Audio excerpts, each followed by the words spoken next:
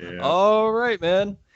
David Howard Thornton, welcome to the Spook House, sir. It's good to have you here. Thank you. Thank you. Oh, now she's trying to take my headphones from me. Yeah, David's cat has gone crazy. She's trying to take over the podcast. Yeah, that's how it goes. Is that your only pet?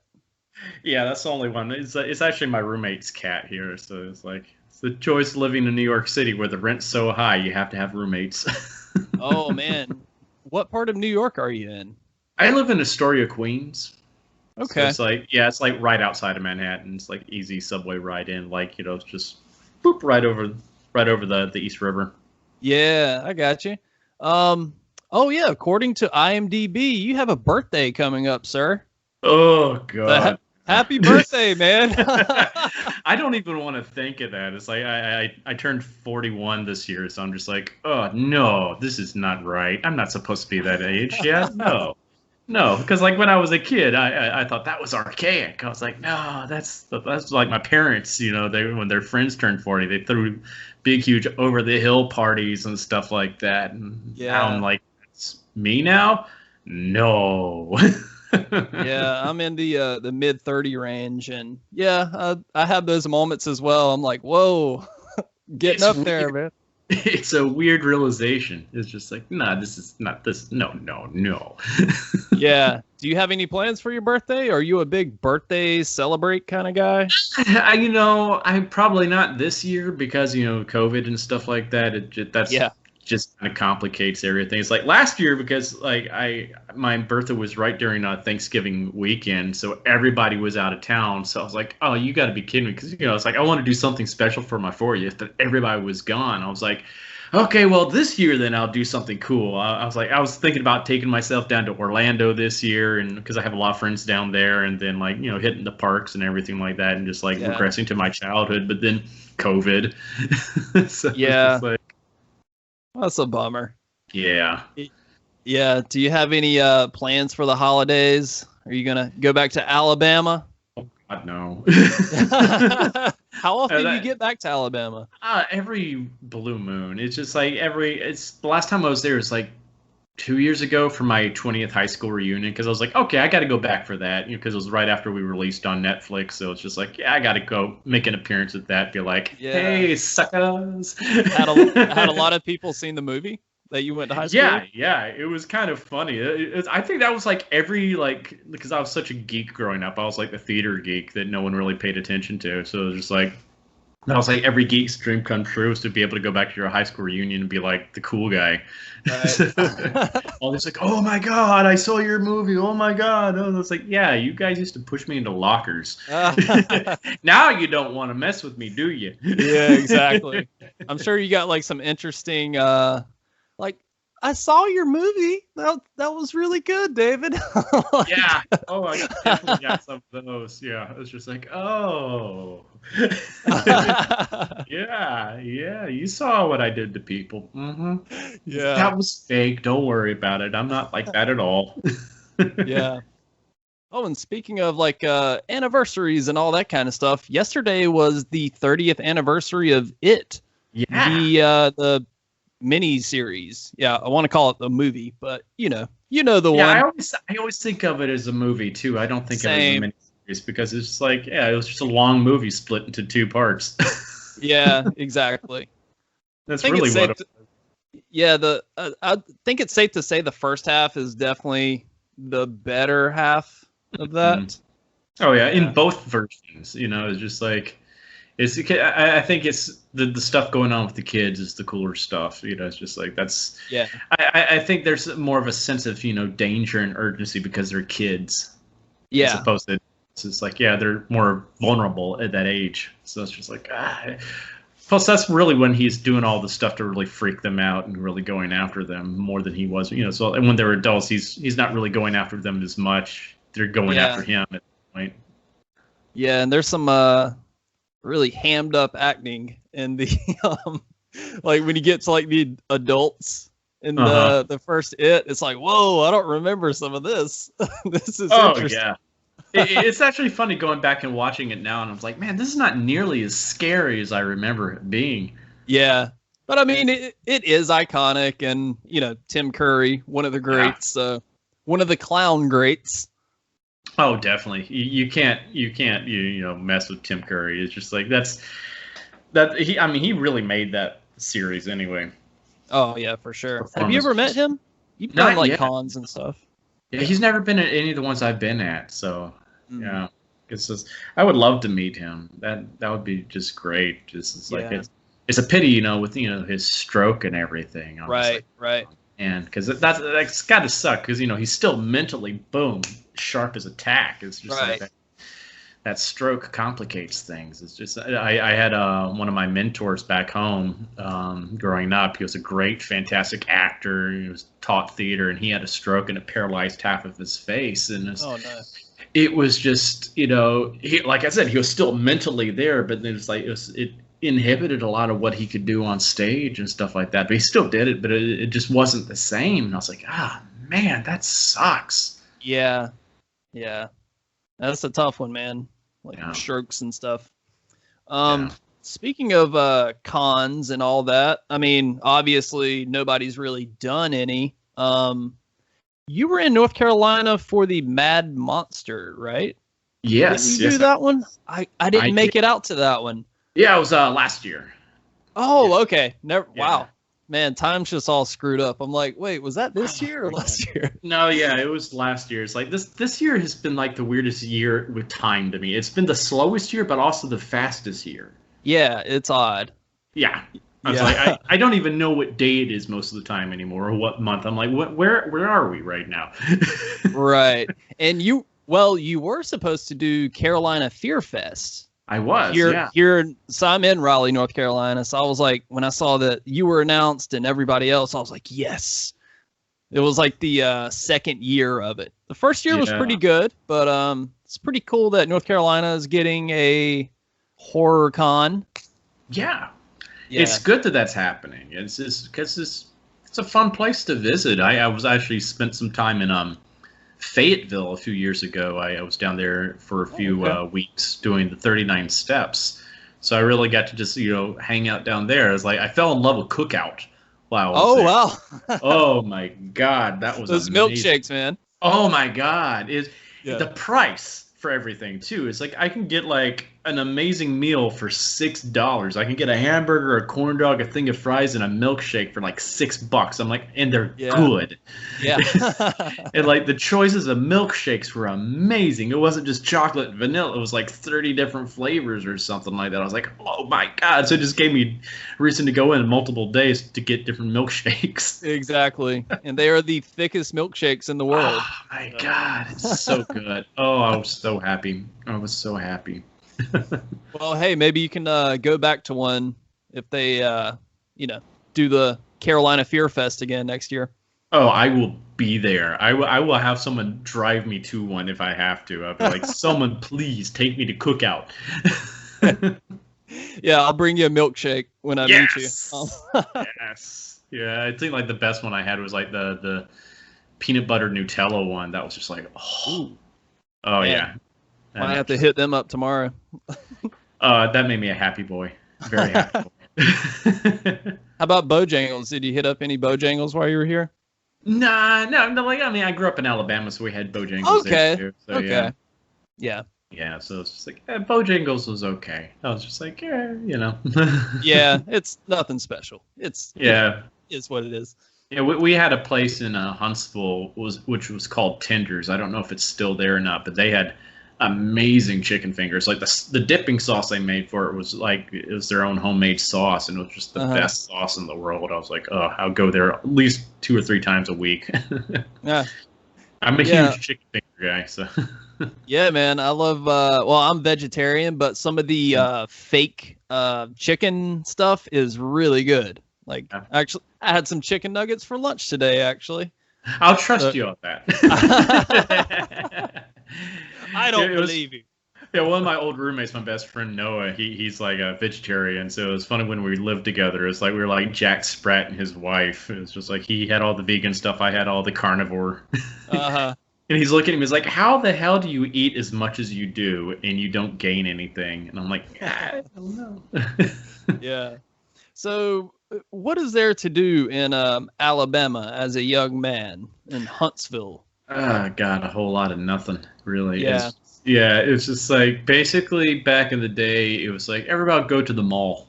That was about it. It's like you go out and hang out with your friends at the mall, or you go sit in the parking lots or something like that of like a gas station, something like that. Because Huntsville didn't have much going on. I'm like, I did a lot of community theater though, so that took up a lot of my free time, especially on the weekends and stuff like that. So I do that and just go to movies and stuff like that with my friends. So that's pretty much how we kill time. So it's like your options were limited. Maybe you go play some miniature golf somewhere or something like that too, because we had a good place called Southern Adventures that had like putt and go-karts and stuff like that. So yeah. And go swing by and get some meth before you do it. It's a grand old time. Actually, that's not really more in like Huntsville. You go out there to like the county area, like Sand Mountain area. That's where you find all that kind of stuff. Oh, that sounds like the bad place you don't want to go. Like Sand Mountain, you don't want to go there. Oh no, that's where like the snake handler churches are and stuff like that. And you got all the satanic cults that have their like rituals out there. It's crazy. It's crazy. I had like some friends that were on the police force, and they would just tell me some of the stuff would happen out there in the country areas, the stuff they would find. I'm like, my God, man, satanic rednecks. That's a scary thought. Yeah. Huntsville's a weird city that way because it's like an outlier in Alabama. It's not what you would really think of for Alabama. Because it's a town of engineers, because that's where NASA first started. So it's people from all over the world moved to Huntsville to work for like NASA and Boeing, Lockheed Martin, all those like government agencies and stuff like that. So, but it's like you get the county people, as we would call them, that would come in, and so you would basically see them at Walmart like late at midnight or something like that. And you're like, oh. Yeah. Here they are. Here they are. Yes, I grew up like an hour outside of Raleigh in a very rural country area. So yeah, I was just telling a client of mine earlier, we started talking about like growing up in these small towns, and I was like, man, like a trip to Applebee's and Walmart, that's like a Friday night right there. Oh yeah. That was even like a Friday night in Huntsville too. Yeah. It's like we're going to Applebee's. Yes. Yeah, take your date on a little walk around Walmart, Oh yeah. I remember when we got the McDonald's we had a super Walmart built, and they put the McDonald's in, and it was like, ooh. And then we got a Target. We called it the Target. It was like, oh, this is even fancier Walmart. This is amazing. It's the simple joys, really, but so as a young guy growing up in Alabama, you said you did a lot of theater. How did you gravitate towards that? Like, were you always interested in it? Yeah, pretty much, because like my mom directed a lot of theater at our church growing up. And then my dad participated in a lot of that. And then I was like in middle school, and I was bullied a lot. And I went to a new school when I was in 6th grade, and we moved to a different part of the city. And so I didn't know anybody there. And so people, my middle school didn't know what I was actually like. They just saw me as this short little kid because I was a late bloomer. And I had glasses, braces, skinny, in the South, where everything's all about football. Sure. So it's like, sang soprano in the choir, so easy target, and so they always teased me, so I was very shy at that age, but at home I was always goofy and stuff like that. I was doing all my crazy characters and voices and stuff like that, and my mom's like, why have your classmates ever seen this side of you? You're really a funny kid. And I'm like, yeah, thanks, but no, they don't let me talk. They're always pushing me around and stuff like that. And she's like, they need to have a chance to see who you really are. And she's like, well, your choral program this year is doing a production of Mickey's Christmas Carol. Yeah, I think you would be perfect for the role of Mickey Mouse. You do a great Mickey Mouse impersonation, so why don't you go for it? And I'm like, yeah, that sounds like fun. So I went in, got the part and everything. And we're doing the show, and things just start to go wrong on stage. Like at one part, like the set fell down on like Scrooge and I. It was a cardboard set, thank God. Oh no! Like one of those big, cardboard box that people just painted with the background of Scrooge's office and stuff like that, and it fell on top of us. So I just turned to him like, "Oh, Mr. Scrooge, I think we have rats." Yeah, good save there. Yeah, and I just started doing stuff like that while people were fixing things. At one point, there's like the Cratchit family we're having our little dinner with the small little chicken, and the table breaks and shoots the chicken over the audience. And I'm like, wow. Oh wow, that's we just have fast food. So that was like what, middle school age? Yeah, it was my 8th grade year, and it's like I just had everybody cracking up. It's like I had the audience laughing with me instead of at me for once at that school, and I liked that feeling. I was like, wow, I'm in control now. I'm getting the laughs, and they're not making fun of me for once. I'm bringing joy to these people. I like this feeling, and I want to do this more. And my mom's like, well, you should start auditioning for community theater. And so I did, and that's where it really picked up from there. It's just I started doing a lot of community theater. Then I went to college, but I didn't get a degree in theater in college. I got because I was trying to be practical. I was like, well, I would love to do acting, but the likelihood of making it in this career path is very, very, very, very slim. So I'd rather have something I can, fall back on, if anything. But so I was like, yeah, I can still act, but I can have another job. So why don't I go into teaching? Because I love kids, and I come from like 4 generations of teachers. So I did that, and my mom passed away when I was in college from cancer, and that kind of changed my whole trajectory on life. I was like, wow, life's too short. And she's like, yeah, that's our last conversation together. She's like, yeah, life's too short not to do things you want to do with your life. And I'm like, about a year later, that all clicked in my head. I'm like, yeah, I think I know what I need to do with my life now. I don't want to be an actor. I don't want to be a teacher. I want to be an actor. So I decided to give that a shot. I finished up my degree, and then I moved to New York. And my dad has supported me 100% the whole entire time. I was like, because my dad was a NASA engineer, so I expected the whole engineer, like, oh, no, you put all this time and money and effort into teaching. It's a more stable career path. And he's like, no, your mom always thought that that's what you should do. So, but we didn't want to tell you what to do with your life. We wanted you to figure it out for yourself and make your own decisions. It's like, well, I think you chose wisely. It's like, yeah, it's going to be a harder path for you, but I think you could do it if you really put your mind to it. And what age were you when well, first of all, sorry to hear about your mom. That sucks. My dad passed away in 2015 from cancer, so yeah, fucking sucks, man. Yeah, it's rough. Really rough. It's like when you lose a parent at an early age in life, it really puts a lot of things in perspective. You have to grow up in certain ways, and you see life in a little bit differently than most people do at your age. But yeah, I was 22 when that happened. Okay. So I was like in my final year or so of college. Because of that, I kind of went in a little downward spiral for about a year or so there, because I was very depressed, and so I took a little bit of time off, and then I finished off my degree. I took like a year off just to get back to myself. You know what? I did the exact same thing. Like I was saying earlier, I'm a massage therapist. When I started, school was like a year long, and 3 weeks into school, we found out like, oh, your dad has pancreatic cancer, and he died 2 weeks before I graduated. So like the whole schooling process, it was like trips to the hospital and this and that. So after I finally graduated, I was like, you know what?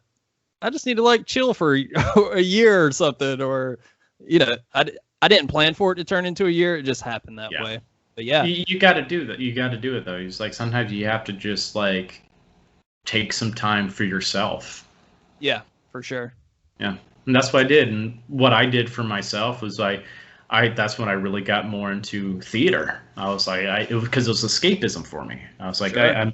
I'm not myself for a few hours on that stage, someone else, and I get to escape from the depression that I'm dealing with. I can bring joy. I can bring laughter and smiles to people instead. So, let's do this. And I in a lot of ways, I think, theater saved me. Yeah. So what grade did you teach, by the way?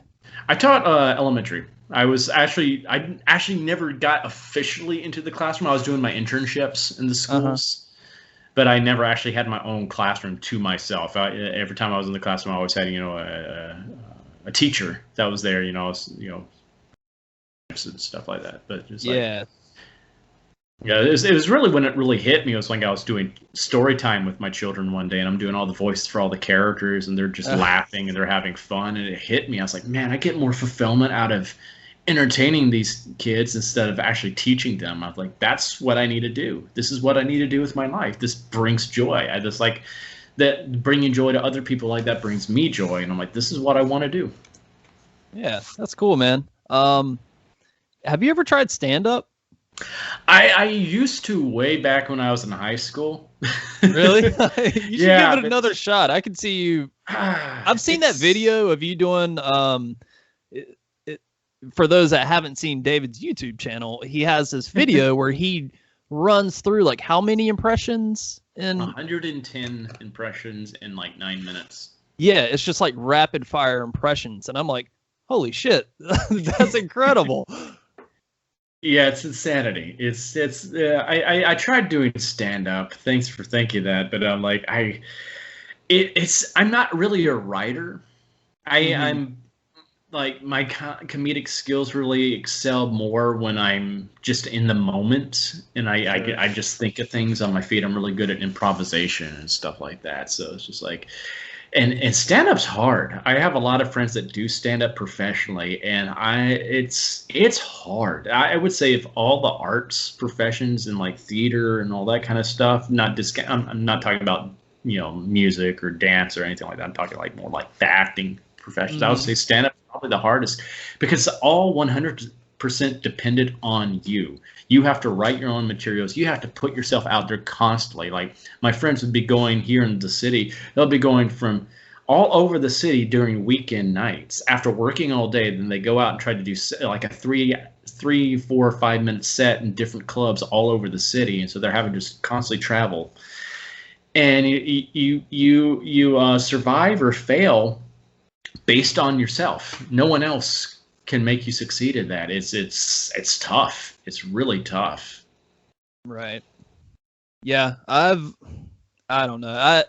I come up with like funny little bits in my head, but like it sounds good in your head, but like executing it, and there's a ton of variables involved with stand-up. It really is. It's a craft in itself because it's not like traditional acting. It's like you're basically doing a one-man show, and you have to have your patter down. You have to know how to handle, those jerks in the audience that try to, hassle you and stuff like that. It's like, so there's a lot of stuff that you're having to, and you have to be quick on your feet too, because something goes wrong, you can't just, you have to keep going with the flow, or it's tough. It's tough. I respect the crap out of stand-up comics because of it. Because it's not easy. It is not easy at all.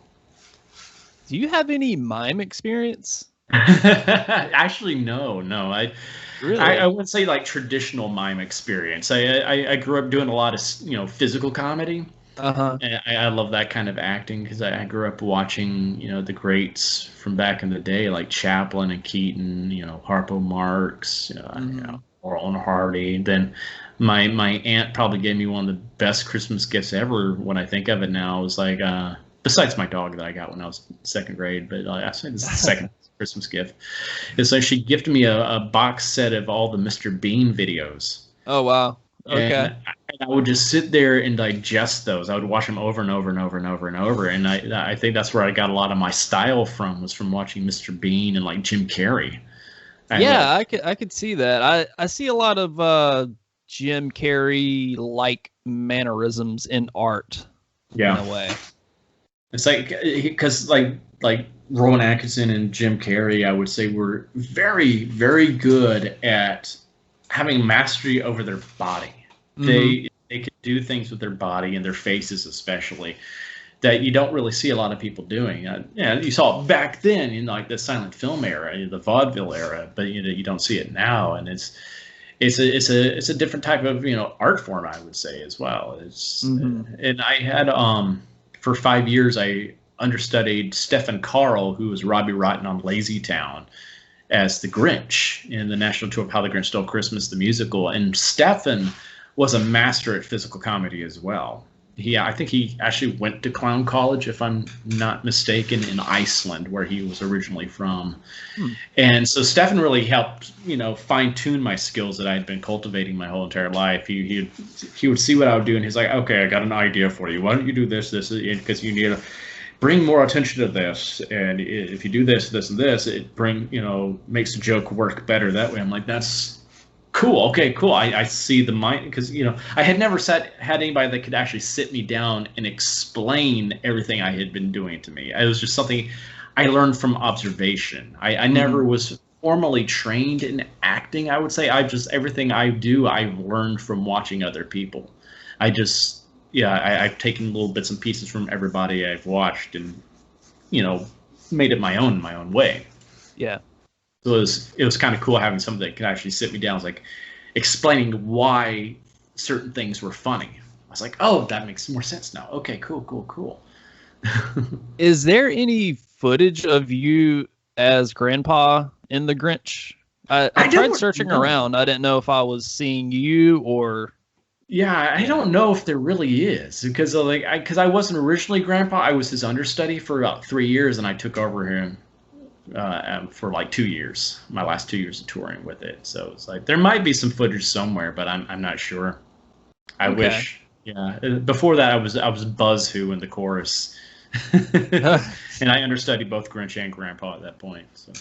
So when you said you toured with it, like what does that entail? Is it like, like how many cities is that? How long is that? Like a Well, it was a holiday show, so we would basically tour. We would usually leave New York in late October and tour across the nation. And the first year we also went up to Canada for about 2 months through Christmas. We would do a few shows after Christmas, but those usually didn't sell as well because it's after Christmas. And who wants to see a Christmas show after Christmas? That's kind of weird. It always felt weird, too. It's like, yay, Christmas. It was 2 days ago. Yay. Yeah, but it's, we would basically, we were lucky because most Broadway tours, I think they go to different cities a few days a week. We would have at least a 1 week sit down, sometimes 2 or 3 weeks in a city. So we had time to really decompress during the daytime and go around the city and do sightseeing and all that kind of stuff, then go and do a show at night and then party afterwards and do the same thing next night. And it was the weekends which were the harder days because sometimes we would do 4 shows in a day. So the weekends were exhausting. It's like I was always amazed with some of my co-stars who would go out and party afterwards. I'm like, how are you standing on your feet right now? Oh man! So you never had to struggle through a performance with a hangover? Oh yeah, I did. Oh. That was I did that, and I learned my lesson. I was like, not doing that again. So like, if I knew we had a performance in the morning, I was like, nope, sorry guys, I'm going to bed. I was like, no. Because I did that one weekend, and it was just like, oh god, because it's a high energy show. Because you have to be happy. So like, when you've got like massive hangover, a horrible headache, and all that, and you're feeling just nauseous, you're just like having to jump around and stuff like that. You're like, oh god, this is pure hell.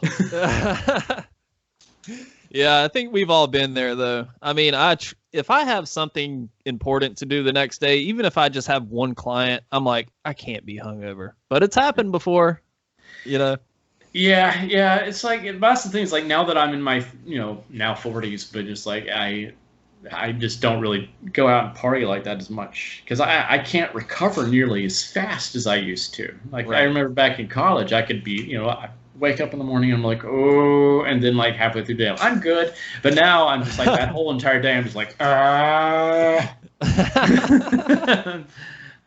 no, leave me alone. I'm never doing this again. Yeah, we've all been there. So, how old were you when you were doing all the Grinch stuff? I was in my early 30s. Early 30s. Okay. Yeah. Yeah. So, what were you doing? Like, so you were a teacher up until about what age did you quit teaching? I would say I was about 23.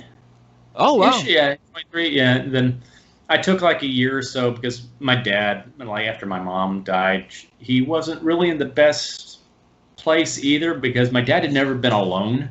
Uh-huh. He didn't know how to function. Like he knew how to put rockets in space, but like other than that, he didn't. You know, my mom did everything around the house. You know, she cooked, she cleaned, all that kind of stuff, and he didn't know how to function. So I didn't leave until he was in a serious relationship with someone, and I'm like, okay, he's going to be okay now. Right. He has someone to take care of him. I don't have to worry about if he's going to be able to eat for the week. Yeah. So then you packed up your stuff and you left Alabama. Yeah. And you were like, I'm going to New York. Yeah, I moved up here when I was 26.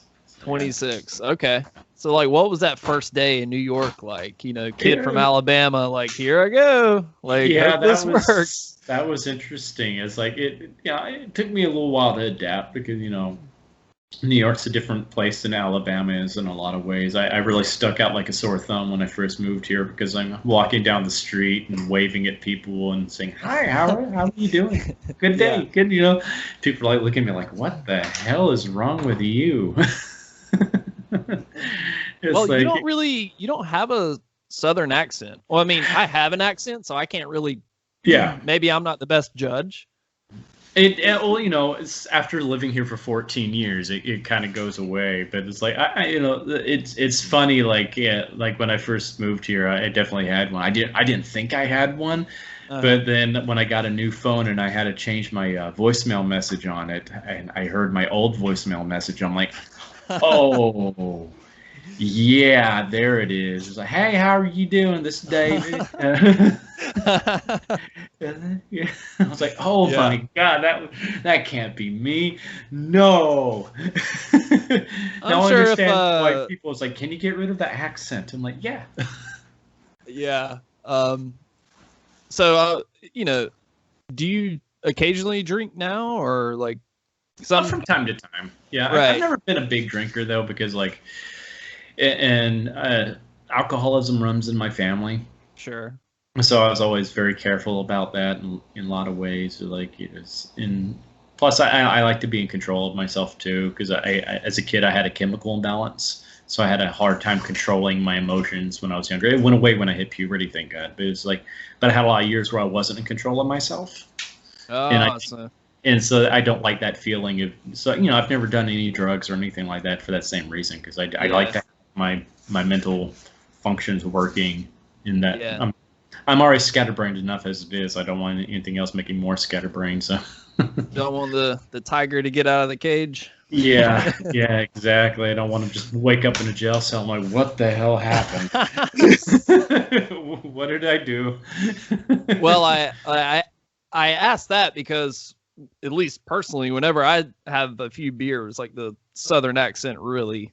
Oh yeah, that does happen to me. It's especially when I've been, because you know I still drink. I just don't drink heavily. I get enough to get me a little bit tipsy, and I'm also a sipper too. So I people make fun of me because I'm like, man, you're still nursing that beer. I'm like, yeah.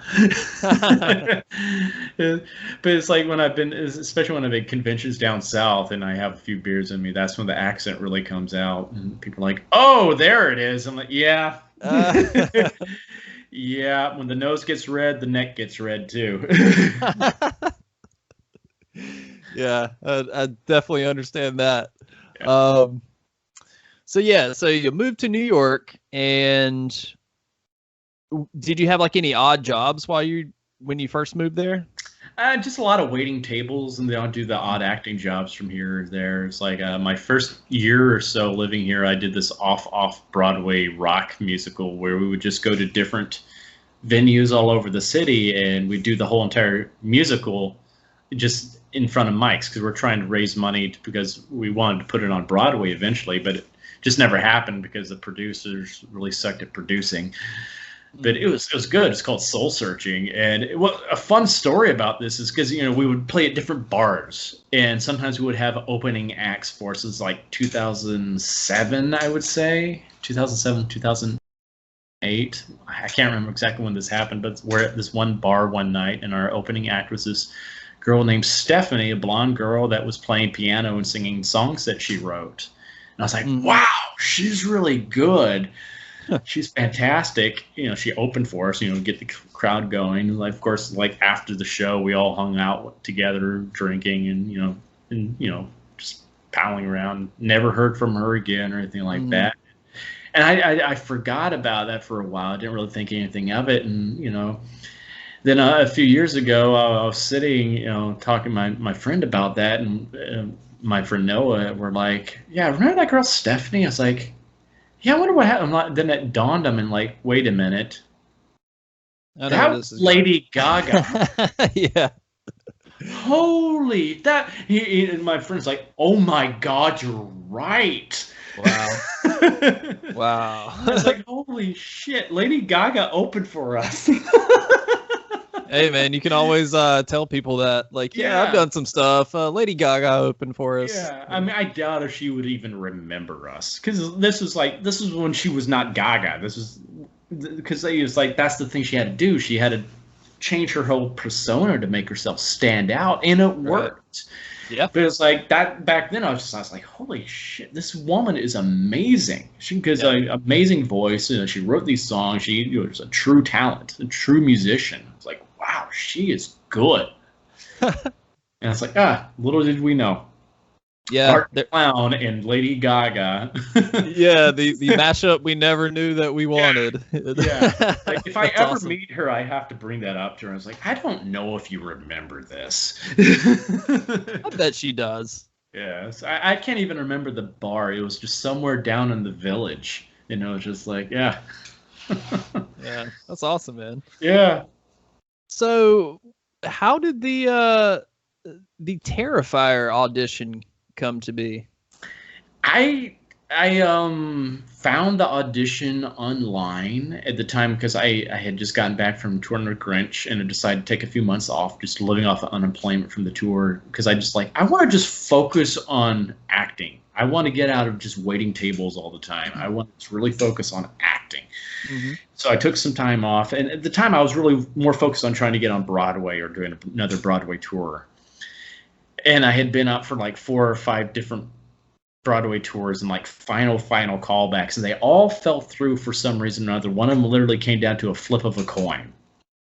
So discouraged. I was like, damn, I'm so close. I just feel I'm so close to something good happening. And the audition for Terrifier came along on this. I saw it on the website. They were looking for a tall, skinny guy to play, who had like physical comedy or clowning experience to play Art. And I'd seen All Hallows Eve before that, and I was like, oh my God, I love that character. I was like, that's a great. I could do so much with that character. I was like, I kind of looked at him back then as like an evil Mr. Bean. And I'm like, I would love a chance, because I'd always wanted to play a silent character like that, because I was like, that was always a goal of mine, to play a Mr. Bean type character.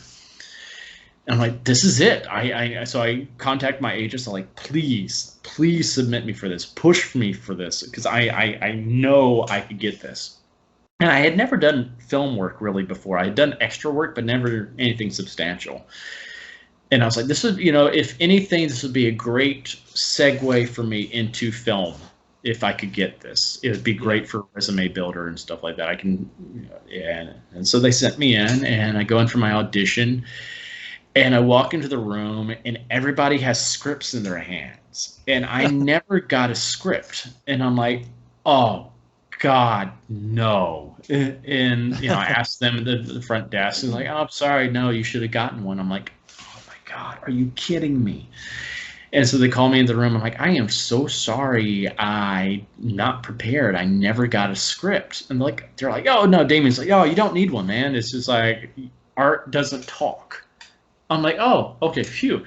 So what do you want me to do? What can I do for you guys? He's like, well, come up with a scene where you decapitate a guy and you're happy about doing it.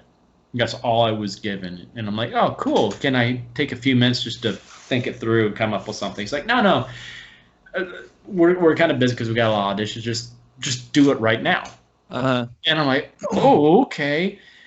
And this is where I think it's important for everybody to have some kind of experience doing improvisation, especially when you're an actor. You need to know how to do improvisation because you never know when you're going to be thrown into a moment like this where you're just told to think on your feet and go with it. And I had to just turn off my brain and just go with whatever happened. And I don't know where this came from. It just came from some dark part of me where I like cartoonishly just snuck up behind my victim, kind of like mocked him behind his back, and like knocked him out.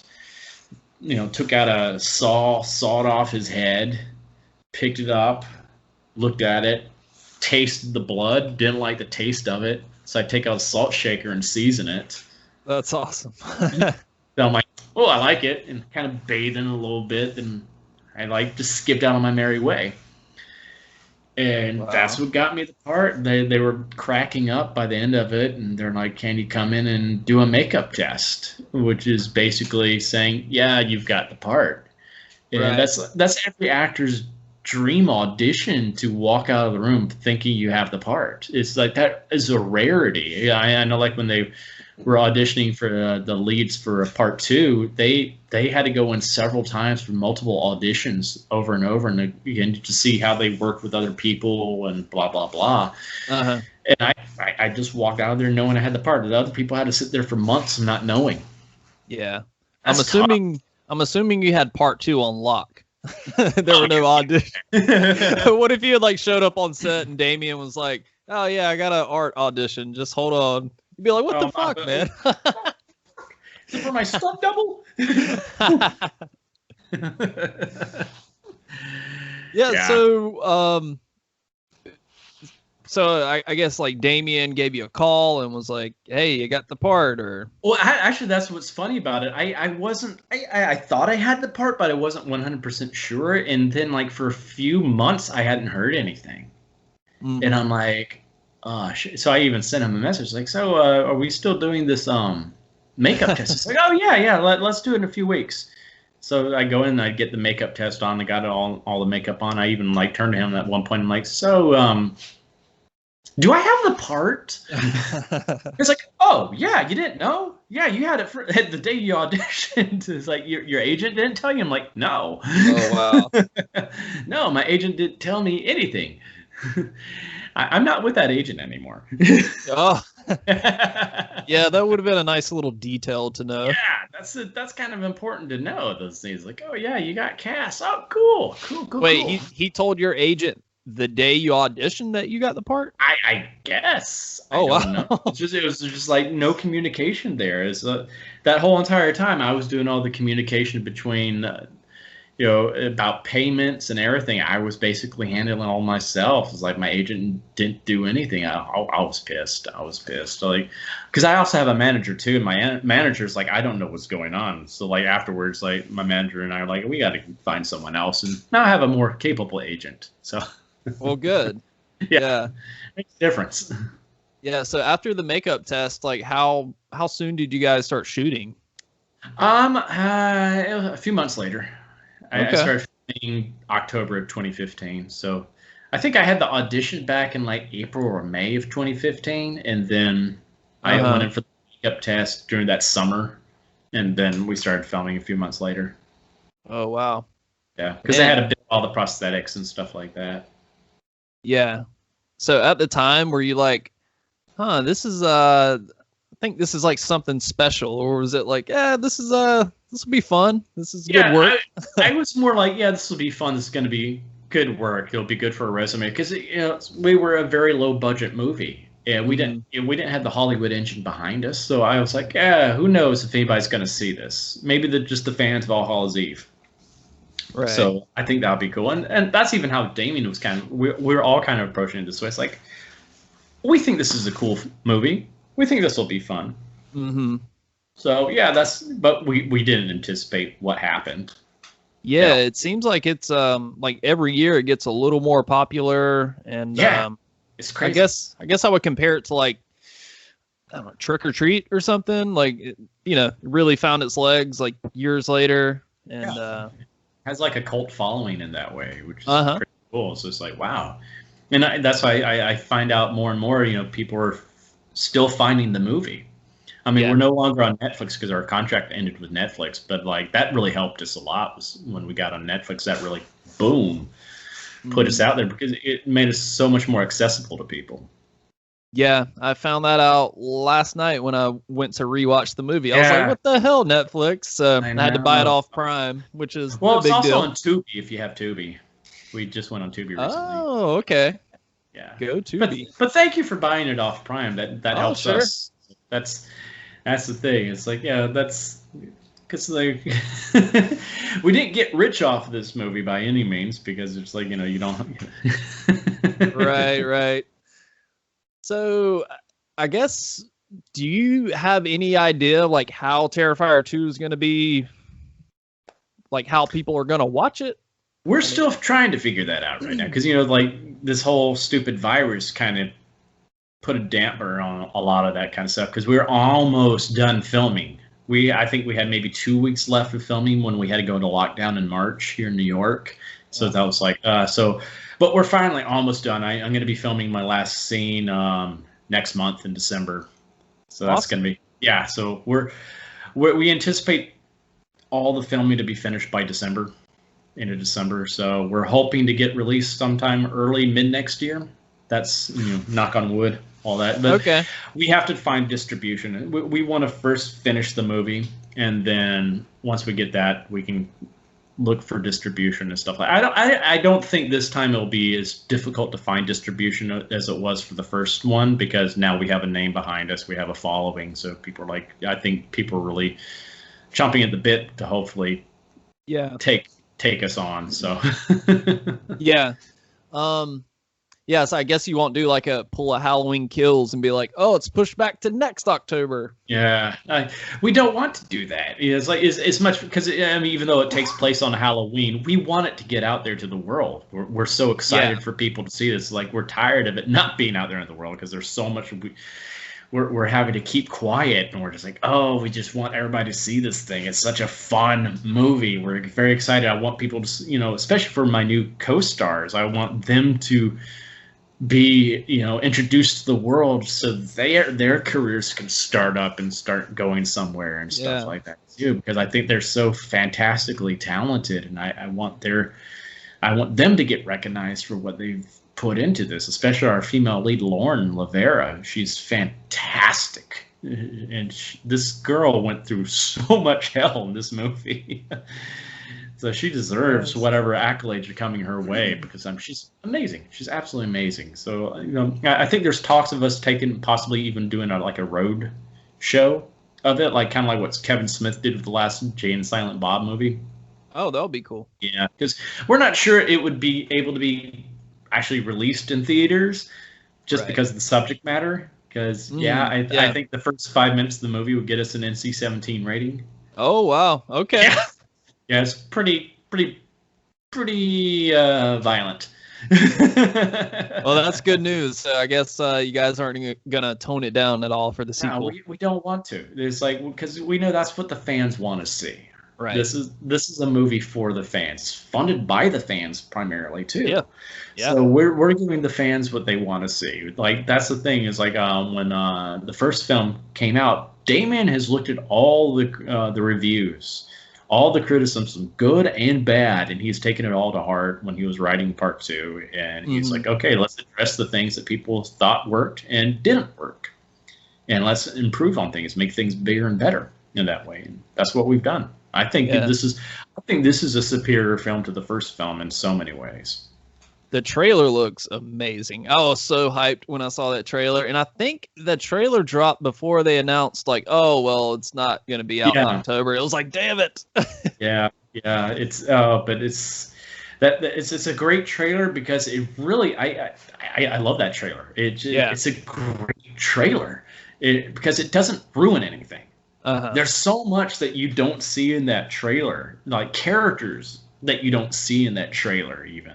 That I'm like, oh, there's so much more. People think they've got it all figured out. I'm like, oh, no. Yeah, one thing that stood out, like just the look of the movie looks elevated. Yeah. Because when I was rewatching it last night, there were some scenes where I was like, that lighting's like, I don't know if that was an intentional move. Like, it's almost like a blown out, like, overexposure to the whole movie. They did that intentionally. Oh, okay. They actually downgraded. They shot it on like red in like high def and everything, but they downgraded the visuals, trying to give it more of that grindhouse look. Okay. From like the 70s and 80s. They put some filters and stuff like that on there, but yeah, they intentionally did. That's all intentional, especially with the lighting and stuff like that. I got you. Yeah. But yeah, like just from what I've seen of the trailer, it looks I don't know, like a little sharper and. Yeah, we got some new equipment. That was a good thing about having a bigger budget this time, was we were able to really get some better equipment this time. I mean, we had good equipment for the first one, but we were able to get the top of the line stuff this time around and really go for it. Awesome. So it's been exciting in that regard. It's and we were able to get a little bit of a bigger crew this time as well to work with. We still have a small crew, but it's like I think the crew that we have has just pulled off some freaking miracles, because we still don't have like a multi-million-dollar budget. We're still low budget in a lot of ways. We're just not low budget like we were for the first film. Right. But what they've been able to pull off have just been amazing, and some of the locations we've been able to get have really helped out too, because it's the first film was set basically in one or two locations, and this one, art's going all over the place. Oh wow. So it takes place all over this, because he's still in Miles County, but he's going to different locations. So he's not just in a warehouse the whole entire time. He's he's going to suburbia in some areas. Ooh, and all right. Yeah. That's exciting. So are there any unexpected Terrifier fans? Have you had anybody reach out to you like, holy shit, you're a fan of the movie? A lot, yeah. That's really like, yeah, that's especially when I've been at the conventions. That's when I've really found out some of these celebrities that have been fans of it and stuff like that. It's like the first one that really floored me was Bill Moseley. Oh wow, okay. Because I'm like, oh, it's Bill Moseley. I mean, the guy's a freaking icon when it comes to horror. And he just comes like, David, because we had chatted before online, but I was like, he's just being friendly and stuff like that. But he's like, comes up to me, he's like, Dave, I can you sign this copy of the movie? And he's like, I'll pay. I'm like, dude, no, man, no. And then he was tweeting about, oh my God, you guys have got to see this movie, blah blah blah. So like, he was pretty like one of those ones that blew me away. I was like. What's also amazed me is like the wrestling world. A lot of like big name wrestlers are huge fans of it. Especially Chris Jericho. He's nice. He's basically become part of our Terrifier family now. Which is pretty cool. I could see that. Like for the art's very theatrical, and wrestlers have to, sell things with their bodies, and So yeah, I could see that. But yeah, Bill Moseley, I've met him before as well. Bill's great. Such a cool dude. Just adore him. It's like I was I think it was John Carpenter. We were at a convention and we're at the convention together. I never got to talk to him, but he actually sent because he was just so inundated with people at his table, of course. I mean, it's John Carpenter. Yeah, but he sent like his assistant just to come over to me and just tell me hi and everything like that. And it's like It's like he loved the film, and I was like, huh? Whoa, that's awesome. Are you kidding me? Wow. It was like that kind of stuff. I'm like, like Lily Reinhart from Riverdale, when we first came out on Netflix, she and the girl that played Barb on on Stranger Things, she's also on Riverdale, but they had just watched Terrifier together, and she tweeted out a whole video of them watching it and stuff like that to all of her fans. And I'm like, oh my God, this is so we were hitting so many different demographics all at once. With like the wrestling world, with all the horror fans also watching. Then you have all these the CW fans watching it too. So it's getting different demographics, and that was pretty impressive. And there's also been like Viking Barbie, Kaylee Swinson, she's like a Playboy playmate. She recently did a whole cosplay as Art the Clown. Whoa, that's cool. I was like, are you kidding me? Like, what? So it's one of those things too to find out, porn stars are like fans. I'm like, My 16-year-old self is going, high five. You done good, kid. Yeah, it's very surreal because it's like What does your family think of the movie? My dad, he's proud. He's proud. Awesome. Yeah, he's like, well done. And my sister's mentally and physically handicapped, and at the time the movie came out, I sent her a copy of it and stuff like that because she really wanted it. I'm like, Vonda, I don't know if you're going to be able to handle this. It's very violent. Yeah. Well, the fun thing was she watched it at her group home that she was at, and it was a very, very Christian group home. Oh my God. So. And she was like, this is my little brother's movie. I'm like, Vonda, oh no. It's like, but they're all like, oh wow, that was very bloody and violent. That was very scary. I'm like, yeah. Are they okay? It's like, just tell them I'm not like that. That's just me acting because I don't know how they will take it, but she's like, yeah, they were kind of freaked out by you. I'm like, yeah. But she was very proud of me. She loves telling people that she's my sister. Oh, that's cool, man. So she's very proud. And if my mom was still alive, I don't know if she would see it because my mom was very afraid of horror movies. She did not like horror movies. She was a chicken. She would have probably been like, I love you, but I can't. I'm like, I've had a lot of friends like, I love you and I think you're fantastic, but I cannot watch this because I'm terrified of clowns. I'm like, that's totally fine. I totally understand. Just tell your friends. So David, I asked the listeners of the Spook House, I'll put up a little Q&A like, hey, ask David anything. Cool. So do you mind answering a few of them? Sure. That'll be fun. Awesome. Okay, let's see. Thomas Baker wants to know, how did you get the role for Art? I think we already discussed that one. Yeah. My friend Wolverine, all the way from Scotland, wants to know, did clowns ever terrify you in the past? If not, do they now? Actually, I would say like the only one that actually, two, when I was really, really young. First of all, I had one of those Mego action figures from back in the day, the Batman figures. I had a lot of those from like the late 70s, early 80s. It's the Joker figure, and he scared me. That figurine scared me, and so my mom had to hide the Joker from me, which is funny because like the Joker is my favorite villain of all time now, so I think that's kind of funny. So that kind of scared me then. In like when Poltergeist first came out when I was a little kid, my parents had a watch party at home, and I think that's one of the few movies that my mom watched that was a horror movie because of Spielberg. So she was like, yeah Spielberg, it's not gonna be that bad. Yeah. And I snuck. Oh, I'm sorry. Go ahead. Oh no, yeah. But I snuck out of my room and I started watching it.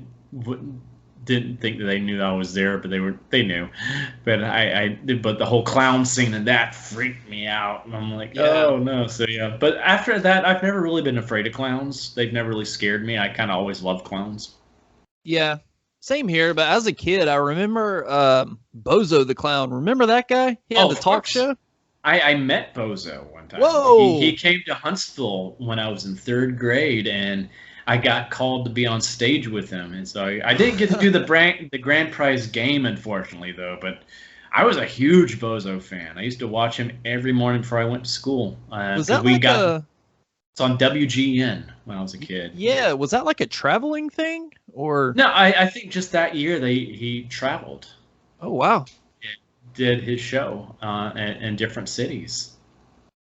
It was that's cool. He gave us all because he called a lot of kids up on stage with him. We all got goodie bags and stuff like that from him. Like not just like a little cheap little good, like tons of stuff, like videos and posters and toys and all this Bozo related stuff. I was like, this is really cool. Wow, that's funny.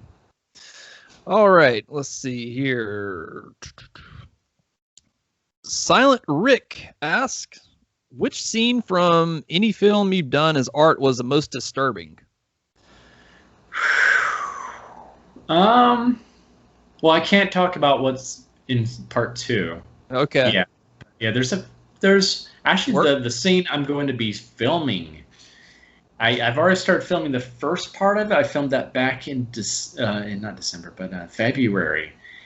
And it's pretty disturbing. I think it's going to rival the hacksaw scene in some ways. Wow. It's pretty gruesome. It's oof. Can you give any hints? I will say that I can't really tell you what's going to happen in the scene because I want that to be as people just be like, oh my god. Oh my god. But it was like just the first part that we started filming before we really started doing all the prosthetics. That's what we're going to be really filming now, is the actual kill part of the scene. But just when I'm starting everything, one of our crew members who's a huge horror fan, loves horror films, had to excuse himself from set because he started getting woozy. Wow. He's like, I gotta get some air right now, guys. This is hard to watch. And so it's like man. And we have another scene also in part 2 that we already filmed, and it's mean. It's a very mean kill. It's like a lot of times when art's killing people is kind of funny, but this is mean.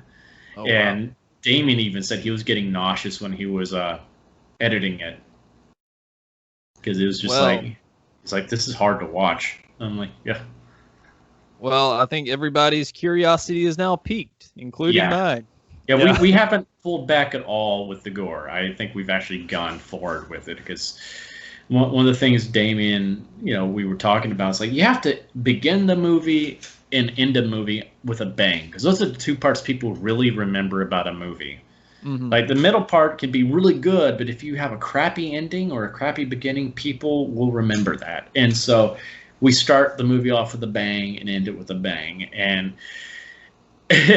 and like I said, the first 5 minutes would probably get an NC-17 rating with the gore.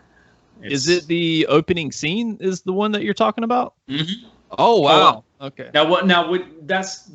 That's also a disturbing scene, but like the scene I'm talking about I'm going to be filming next month it happens about halfway through, I would say.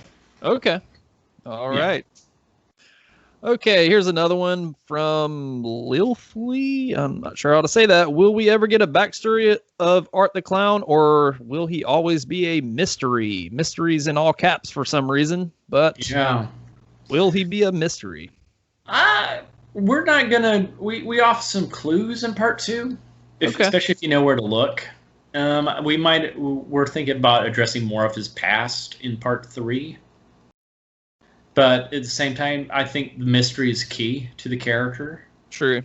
I think that's, when you tell everything, I think that takes away part of the fun of the character. It's kind of like the Joker, where how he became the Joker. He was Red Hood and he fell into the vat of chemicals and he went crazy.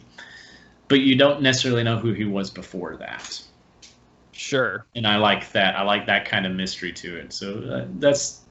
In some ways, we might take that kind of approach to him because a little bit of mystery is always fun. I like seeing all the different theories that people have and stuff like that. I mean, I know who he is. That's something Damien and I have really developed together, is his backstory and stuff like that. But it's like how much of that we'll truly get into, I don't know. But I want to know that just for myself as an actor, so I knew where he was coming from. But I think like the homeless woman in the first film, the cat lady kind of nails a lot of things, nails it on the head where she's like, he's doing it because he thinks it's fun. I think she really summed up the character in a lot of ways. He's not like, Jason doing it out of revenge or, Freddy doing it out of revenge. I think that's kind of scary in its own way. It's like, this is why he does it. He just finds this to be fun. This is joy to him. This brings him joy, and that's pretty disturbing. He's not doing this because someone was mean to him in the past necessarily. All right, so Molly wants to know, is he actually a mime or a clown? I may or may not have gotten in a drunken argument about this once. I've gotten in arguments. That was funny. It's like one time I got in an argument with someone on Facebook over this, and they're like, "How would you know?" I'm like, I'm the guy. I'm literally the guy that plays the character. They're like, "No, you're not." I'm like, yeah.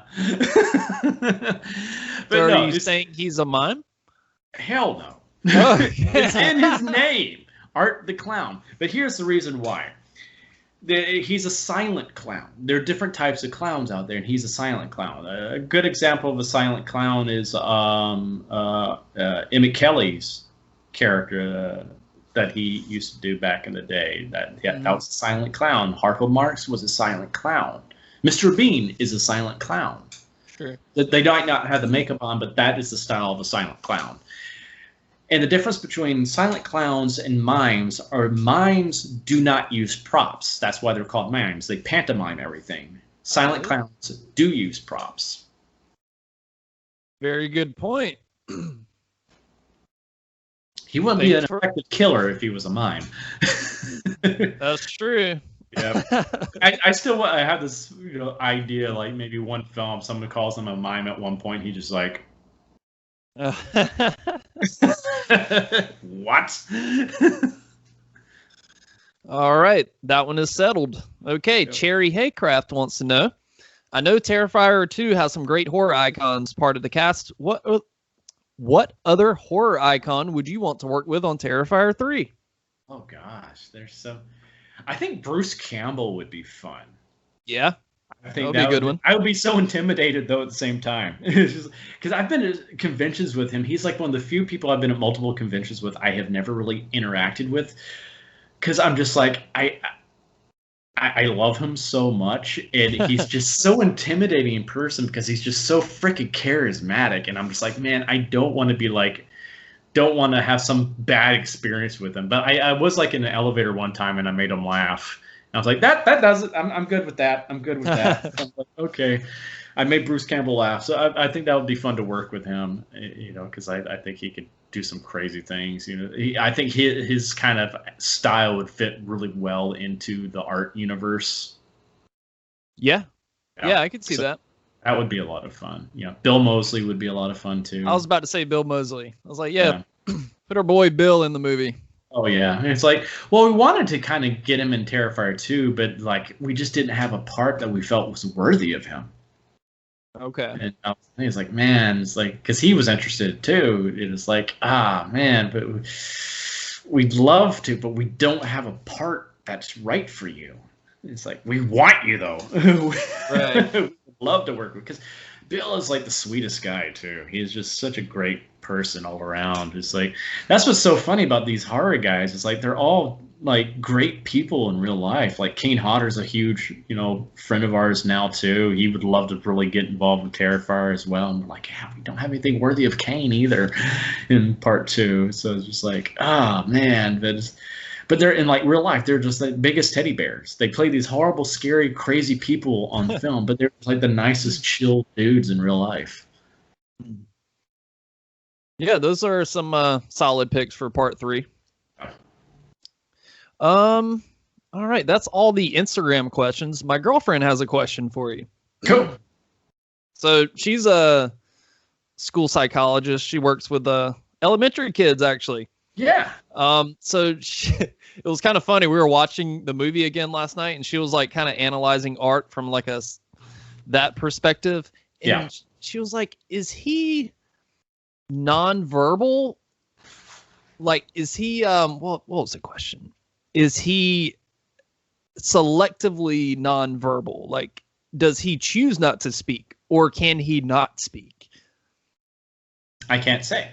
Yeah. Literally, I can't say. Yeah, I think that there's a lot of stuff you could look into there with that, because it's like, yeah, does he? Because like even when he's hurt, there's no sound, not even a grunt. You don't even hear him breathing. That's what I think. It's like there's no inhale or exhale that you even hear come from him. It's like you at least hear that from Jason and Mike Myers. Yeah.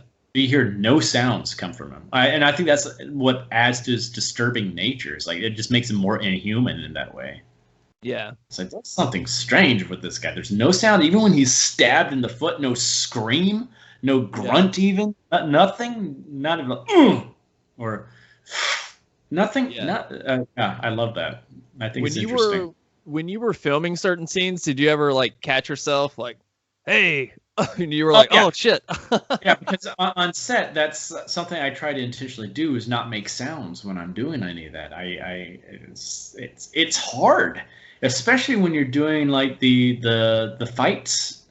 It's hard not making any grunts or huge exhales, because I also grew up taking Taekwondo, so I'm used to the yelling when I throw a punch, and right, because it helps with energy. It's like, oh, this is tough. Or like doing my silent laughs, that's hard to do. Yeah, I can see that. It's like, I basically, what I do is do it in my head. Mm-hmm.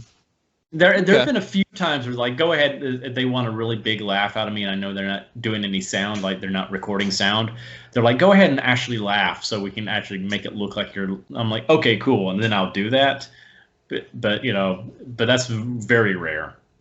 Yeah, very rare. So, but it's hard. It's definitely hard because it goes against all your instincts. Yeah. Huh. All right. So, final question. I thought of this one earlier. If you could see any actor play Art the Clown other than you, alive or dead, who would you want to see? Oh, that's easy. Doug Jones. Oh, good call. Yeah, that would be solid pick there. Oh, yeah, because this is totally something Doug, I mean, he's like one of my sources of inspiration anyway.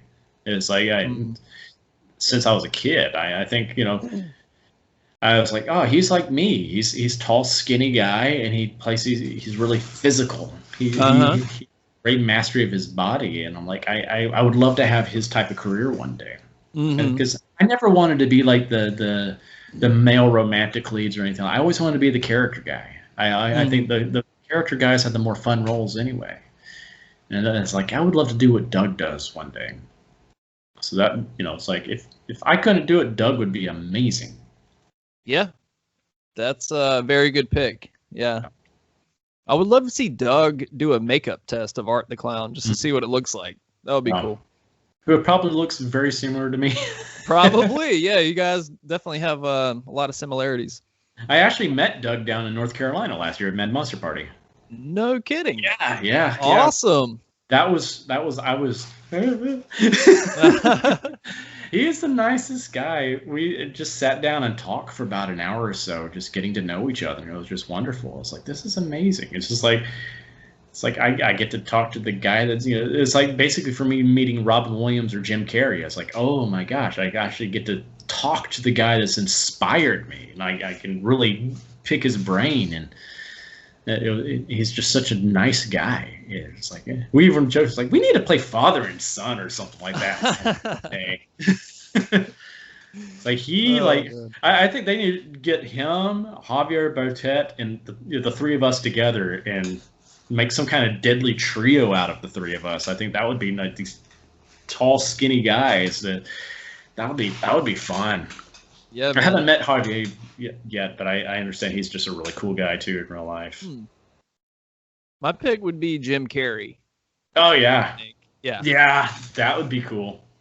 Yeah, that would be cool. I would be like, yeah, he's so good. He's so good.